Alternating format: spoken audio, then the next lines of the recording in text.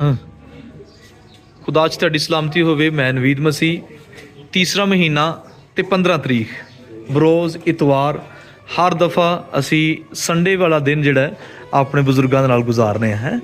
तो इतवार का दिन छुट्टी का दिन हुंदा है ते अपने का दिन हुंदा है। हालेलुया। ये टूटे फूटे बाबे मुझे जान से प्यारे हैं, जान से भी प्यारे हैं। छोटा सा आसमान हूँ मैं, ये सारे मेरे सितारे हैं। आप सब खुश हैं? हालेलुया जी, खुश हो जी। अज का दिन असी खुशी के नाल गुजारने, इतवार का दिन बड़ा मज़े नाल गुजारने आ। ते अज बेगम की बना रही नाल भाई अमजद साडे अज हैल्पर आए ने यूहन्नाबाद तो हैं। बड़े खूबसूरत तरीके नाल सानू कड़ी पकौड़ा बना के खवाणगे, कड़ी पकौड़ा ते चावल। भाई अमजद साहब तुहानू खुश आमदीद इस नेक काम दे विच साडा साथ देने वास्ते। ਅਸੀਂ ਖੁਦਾ ਦਾ ਸ਼ੁਕਰ ਕਰਨੇ ਆ ਕਿ ਖੁਦਾ ਨੇ ਸਾਨੂੰ ਇਹ ਖਿਦਮਤ ਸੌਂਪੀ, ਅਸੀਂ ਆਪਣੇ ਬਜ਼ੁਰਗਾਂ ਦੀ ਖਿਦਮਤ ਕਰ ਸਕੀਏ। ਅਸੀਂ ਉਹਨਾਂ ਵਾਸਤੇ ਆਦੀ ਕੜੀ ਪਕੌੜਾ ਬਣਾਇਆ। ਆ ਦੇਖੋ, ਗਰਮਾ ਗਰਮ ਪਕੌੜੇ ਕੜੀ ਦੇ ਵਿੱਚ। ਸੋਨੀਆ ਹੱਸਦੀ।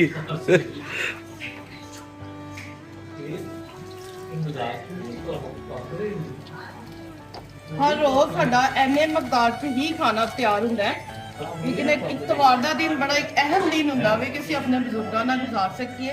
ਕਿ ਜਿਹੜੀ ਆ ਪੁਰਾਣੀ ਆਪਣੀ ਜ਼ਿੰਦਗੀ ਗੁਜ਼ਾਰਦੇ ਆਏ ਨੇ, ਉਹਨਾਂ ਨੂੰ ਉਹ ਵਕਤ ਯਾਦ ਨਾ ਆਏ। ਅਸੀਂ ਇਹਨਾਂ ਨਾਲ ਕੁਝ ਗੱਲਾਂ ਕਰਦੇ ਆ, ਕੁਝ ਇਹਨਾਂ ਦੀਆਂ ਸੁਣਨੇ ਆ, ਕੁਝ ਸੁਣਾਉਂਦੇ ਆ। ਸਾਨੂੰ ਬੜਾ ਅੱਛਾ ਲੱਗਦਾ ਵੇ। ਬਜ਼ੁਰਗਾਂ ਦੇ ਨਾਲ ਜਦੋਂ ਅਸੀਂ ਟਾਈਮ ਗੁਜ਼ਾਰ ਰਹੇ ਨਾ ਤਾਂ ਸਾਨੂੰ ਉਹ ਫੀਲਿੰਗ ਮਹਿਸੂਸ ਹੁੰਦੀ ਹੈ ਕਿ ਸ਼ਾਇਦ ਅਸੀਂ ਆਪਣੇ ਬਜ਼ੁਰਗਾਂ ਨੂੰ, ਆਪਣੇ ਵੱਡਿਆਂ ਨੂੰ ਜਿਹੜਾ ਸਾਨੂੰ ਟਾਈਮ ਦੇਣਾ ਚਾਹੀਦਾ ਸੀ ਉਹ ਅਸੀਂ ਦੇ ਨਹੀਂ ਪਾਏ। ਅਸੀਂ ਆਪਣੇ ਮਾਂ-ਬਾਪ ਨੂੰ ਜਦੋਂ ਟਾਈਮ ਦਿੰਦੇ ਆ ਤੇ ਖੁਦਾ ਦੀ ਜ਼ਾਤ ਖੁਸ਼ ਹੁੰਦੀ ਹੈ। ਮੈਂ ਸਮਝਦਾ ਵਾਂ ਕਿ ਜਦੋਂ ਵੀ ਟਾਈਮ ਮਿਲੇ ਆਪਣੇ ਵੱਡਿਆਂ ਦੇ ਨਾਲ ਸਾਨੂੰ ਗੁਜ਼ਾਰਨਾ ਚਾਹੀਦਾ ਹੈ। ਜਿਵੇਂ ਅਸੀਂ ਰੈਸਟੋਰੈਂਟ 'ਤੇ ਆਪਣੇ ਬੱਚਿਆਂ ਨੂੰ ਲੈ ਕੇ ਜਾਂਦੇ ਹਾਂ ਹੈ, ਆਪਣੀਆਂ ਖੁਸ਼ੀਆਂ ਆਪਣੇ ਬੱਚਿਆਂ ਨਾਲ ਸੈਲੀਬ੍ਰੇਟ ਕਰ ਰਹੇ ਹਾਂ। ਤੇ ਮੇਰੇ ਖਿਆਲ 'ਚ ਜੀ ਸਾਡੇ ਮਾਂ ਪਿਓ ਨੂੰ ਵੀ ਸਾਡੇ ਕੋਲ ਉਹੀ ਜ਼ਰੂਰੀਆਤ ਚਾਹੀਦੀ ਹੁੰਦੀ ਤਾਂ ਕਿ ਅਸੀਂ ਉਹਨਾਂ ਨਾਲ ਥੋੜ੍ਹਾ ਵਕਤ ਗੁਜ਼ਾਰੀਏ। ਅੱਜ ਜੀ ਕੜੀ ਪਕੌੜਾ ਤਿਆਰ ਹੋ ਰਿਹਾ ਜੀ, ਕੜੀ ਪਕੌੜਾ ਤੇ ਚਾਵਲ ਬਣਾਵਾਂਗੇ। ਹਾਂਜੀ ਰਾਹੁਲ, ਬਜ਼ੁਰਗਾਂ ਨਾਲੇ ਚੈੱਕ ਕਰਵਾਓ ਕੜੀ ਪਕੌੜਾ। ਤੇ ਅੱਜ ਕਿਹੜਾ ਦਿਨ ਹੈ? ਸੰਡੇ ਦਾ ਦਿਨ ਹੈ। ਹਾਂਜੀ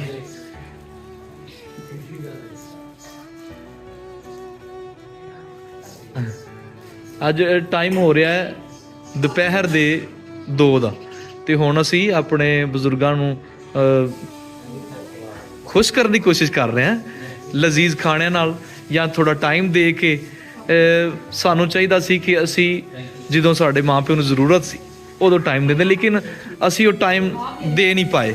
ਲੇਕਿਨ ਉਸ ਫੀਲਿੰਗ ਨੂੰ ਪੂਰਾ ਕਰਨ ਵਾਸਤੇ ਅਸੀਂ ਇਸ ਛੋਟੇ ਜਿਹੇ ਓਲਡ ਏਜ ਹੋਮ ਦੇ ਵਿੱਚ ਆਪਣੇ ਬਜ਼ੁਰਗਾਂ ਨਾਲ ਵਕਤ ਗੁਜ਼ਾਰਦੇ ਹਾਂ। ਤੇ ਕੋਈ ਵੀ ਸਾਡੇ ਨਾਲ ਆ ਕੇ ਇਸ ਖਿਦਮਤ ਦੇ ਵਿੱਚ ਸਾਡਾ ਸਾਥ ਦੇ ਸਕਦਾ। 1 ਘੰਟਾ ਵੀ ਤੁਹਾਡਾ ਇਹ ਬਜ਼ੁਰਗਾਂ ਵਾਸਤੇ ਬੜਾ ਖੁਸ਼ ਨਸੀਬ ਹੋਏਗਾ। ਸਾਡੇ ਕੋਲ ਆ ਕੇ ਇੱਥੇ ਵਕਤ ਗੁਜ਼ਾਰੋਗੇ ਤੇ ਤੁਹਾਨੂੰ ਅੱਛਾ ਫੀਲ ਹੋਏਗਾ ਹੈ। ਅੱਜ ਰਾਹੁਲ ਨੇ ਬਣਾਏ ਨੇ ਪਕੌੜੇ, ਮੈਨੂੰ ਵੀ ਦਿਓ ਜੀ।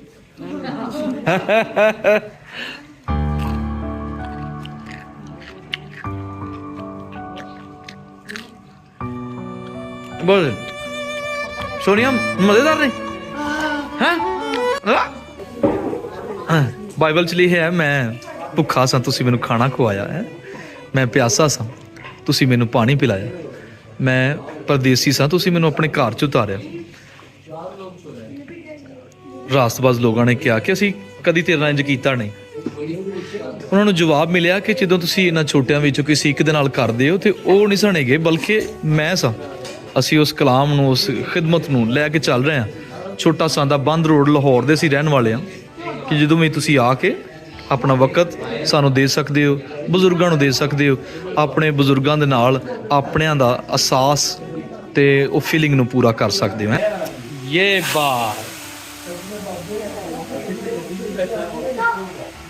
ਕਿਚਨ ਬੜਾ ਅੱਛਾ ਖੂਬਸੂਰਤ ਚੱਲ ਰਿਹਾ ਤੇ ਕਿਚਨ ਦੇ ਵਿੱਚ ਹੁਣ ਅਮਜਦ ਭਾਈ ਸਾਨੂੰ ਬਣਾ ਕੇ ਖਵਾਉਣਗੇ ਚਾਵਲ। ਬਰਾਊਨ ਹੋ ਗਿਆ ਪਿਆਜ਼, ਦੋਵੇਂ ਇੱਕੋ ਜਿਹੇ। ਕਿੱਦਾਂ ਤੁਹਾਡਾ ਈਜ਼ੀ ਉਧਰ ਆ ਗਿਆ, ਇੱਕੋ ਜਿਹੇ ਨੂੰ ਮਸਾਲਾ ਜਾਤ ਅਮਜਦ ਭਾਈ ਦੇਗਾ ਵੀ ਬਣਾ ਲੈਂਦੇ ਨੇ ਤੇ ਅੱਜ ਆਪਣਾ ਟਾਈਮ ਸਾਨੂੰ ਦੇ ਰਹੇ ਨੇ ਤਾਂ ਕਿ ਅਸੀਂ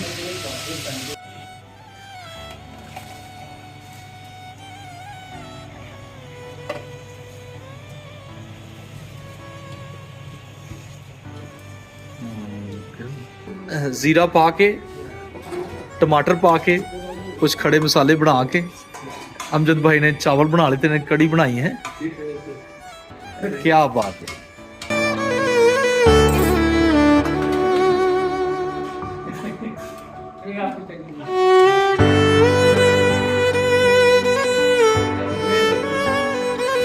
चम्मच की तरह देखो चावल कैसी लगता है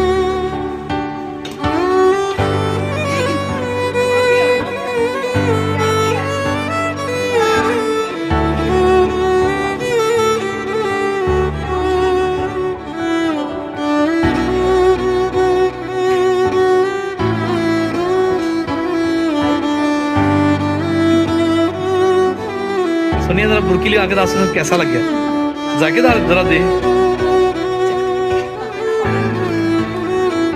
गरम है अच्छा ध्यान रख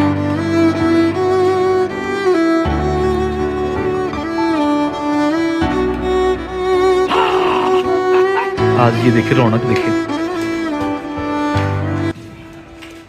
बाबा जी कोई तारीफ करें कैसे कोई तारीफ के लायक भी हैं चावल के नहीं खाना बहुत अच्छा है इसलिए मैं कैरेक्टर और हूँ